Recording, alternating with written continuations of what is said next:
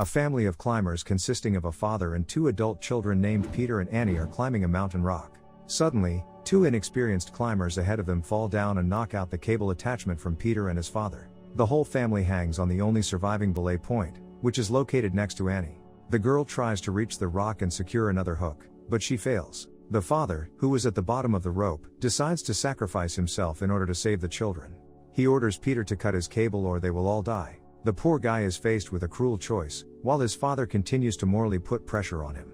Despite Annie's desperate pleas not to do so, the boy follows his father's orders and the next moment he falls to the ground. 3 years have passed since the incident. Now Peter climbs mountains only to shoot photo essays for National Geographic. Annie, on the contrary, devoted herself to rock climbing and became a famous climber. After filming a wildlife photo essay, Peter plans to travel to another location, but on the way to the helicopter, his porter injures his leg. The guy goes with him to a military hospital located in the middle of the mountains in the Pakistani province of Gilgit-Baltistan. The Pakistani army is actively fighting with India, but its fighters are dying not because of an armed conflict, but because of a lack of medicine. This information surprises Peter, as the helicopter he flew in was full of medical supplies. From the colonel, the guy learns that these drugs are intended for a group of climbers who are going to conquer Mount K2. This is the second highest peak after Everest, known for its harsh climbing conditions. The climb is financed by billionaire Elliot Vaughn, who has already tried to conquer K2 in the past, but miraculously survived an avalanche. The entrepreneur plans to try again to climb the mountain for the sake of filming a commercial and this time gathers a group of top climbers, including Annie. After learning about his sister's participation in the expedition, Peter decides to go to the foot of the mountain to the climbers' base camp to meet her after several years of separation. Annie still cannot forgive her brother for the tragedy, so their meeting is tense. She tells her brother that their group is going to conquer the mountain in a short time. Peter is surprised, because usually climbers take their time, and do not chase the schedule, because it's dangerous. But Annie is sure that Vaughn knows what to do and she wants to climb the mountains as soon as possible, because this helps her feel unity with her dead father. After an unpleasant conversation, Peter decides to find a new porter at the base to help with filming, and leave the camp the next day.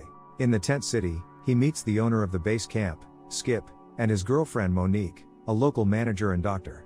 Between the guy and the girl there is sympathy. In the evening, Elliot Vaughn throws a party for the expedition members. An old man attends it and warns that the group may die in the mountains due to worsening weather conditions. To which Elliot replies that his assistant has analyzed the weather conditions for 40 years and there is nothing to worry about. The specialist states that the probability of favorable weather on the day of the rise is 82%. Then the elderly man asks who will lead the expedition and take responsibility in the event of the death of the group. Elliot introduces professional guide Tom McLaren, whom he has hired for the upcoming expedition. After that, the company continues the fun, and the old man with a gloomy look goes back to the mountains. At night, Peter enters his sister's tent and tries to dissuade her from a dangerous mission, fearing worsening weather conditions. To which Annie replies that he has not been in the mountains for a long time and has no right to advise her on what to do. Peter understands his sister's resentment towards him, and tries to convince her that he made the only right decision by cutting the rope with her father. Annie is sure that her brother just got cold feet and quickly gave up, and accuses him of never being at his father's grave. At dawn, the group begins the ascent. On the radio, the base transmits to Tom McLaren about the worsening weather conditions. The guide does not want to risk the group's life and plans to cancel the expedition, but Elliot insists on getting to the top of the mountain and waiting out the storm there. He orders Tom to keep doing the job, for which he is generously paid, and he does not dare to contradict him. Before leaving, Peter notices that a strong wind is rising in the mountains and returns to the camp to see if the group has turned back. There he is told that the ascent continues despite the mortal danger. Meanwhile, the wind intensifies and Tom decides to return to the camp, despite the threats of the billionaire. But on the way back, a snowstorm overtakes the group, and Annie, Tom and Elliot are blown into the gorge of the ice cave. The trio are trapped. The guide is hit hard when falling and cannot get up. Annie manages to communicate with her brother using Morse code and transmit information about the survivors and their approximate coordinates. Relieved that Annie is alive, Peter decides to assemble a rescue team. The guy understands that he will need explosives to break through the ice and snow, so he turns to the Pakistani military for help. The only available explosive they can offer is nitroglycerin in unreliable canisters. Peter tries to form a group among the climbers, but few are willing to risk their lives, realizing all the prospects. Vaughn's men then offer a reward of $500,000 to take part in the rescue operation. So Peter manages to assemble a group of 6 people, which includes the guy himself, the brothers Cyril and Malcolm, Monique, Kareem, and Skip. It will take the team 27 hours to reach the missing climbers, but they will be able to hold out in limited conditions for no more than a day before they die from pulmonary edema. Then Skip offers to seek help from Montgomery Wick, an old man who came to Elliot's party. Previously, he was considered the best climber in the world and was able to conquer Mount K2 in a shorter period of time. In the last expedition to K2, Montgomery's wife disappeared. Since then he has been living in the mountains as a hermit and trying to find the body of his missing beloved. The team arrives at the old man's hideout. He initially refuses to participate in the rescue operation, but changes his mind when he learns that Elliot Vaughn is among the missing. Wick orders Skip to return to base camp to monitor Vaughn's coordinators leading the mission. After which, much to the annoyance of the others, he splits the group into pairs: Kareem and Malcolm, Monique and Cyril, and Peter, who will go with Montgomery himself. Each group is given 1 canister of nitroglycerin. Meanwhile, Tony is only getting worse. Due to the fall, he began to bleed internally. Annie wants to use dexamethasone to help the guide, but Elliot doesn't want to waste the drug on someone who is already doomed. He persuades Tom to refuse the life-saving injection in order to give others a chance to survive. The rescue team manages to get to the highest point on the mountain where a helicopter can fly, after which they start climbing in their own direction. Kareem stops to pray, and Malcolm engages him in an awkward conversation about religion. Montgomery is unhappy with Peter's speed, and a fight breaks out between the two. The guy almost falls off the mountain, but Wick manages to catch him. The old man tells Peter that he is not to blame for the tragedy that happened to his father, and these words calm the quick-tempered guy. Due to the long stay in the ice trap, Annie develops pulmonary edema and coughs up blood. Elliot notices this, but is in no hurry to give her a first aid kit with medicine. Later, Montgomery manages to contact Vaughn, who tells the group to hurry because Annie has developed pulmonary edema. The old man hides this information from Peter and cuts off the connection when Annie asks to pass the walkie-talkie to her brother. On the way, Cyril constantly flirts with Monique and fools around, and due to her carelessness loses sight of a backpack with explosives that has slipped down the snow. The guy tries to catch it and slides down and quickly rushes to the abyss. Cyril manages to gain a foothold at the edge of the abyss and catch the backpack, but due to an unreliable foothold, he can fall down at any moment.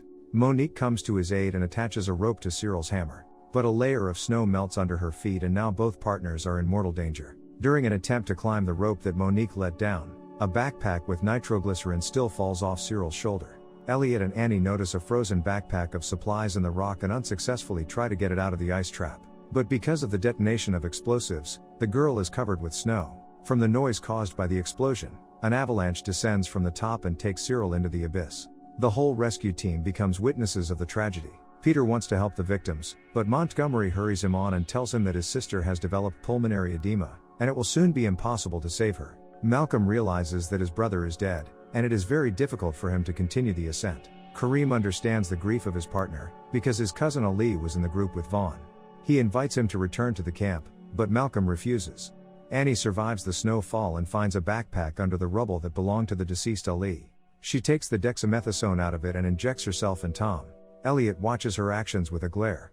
Montgomery and Peter take a short break. The guy notices how Monique is approaching them, who also managed to survive after the avalanche. Peter removes the glove from her hand and discovers that her finger is broken. He distracts the girl by talking about her unstable relationship with Skip, and sets her finger back in place.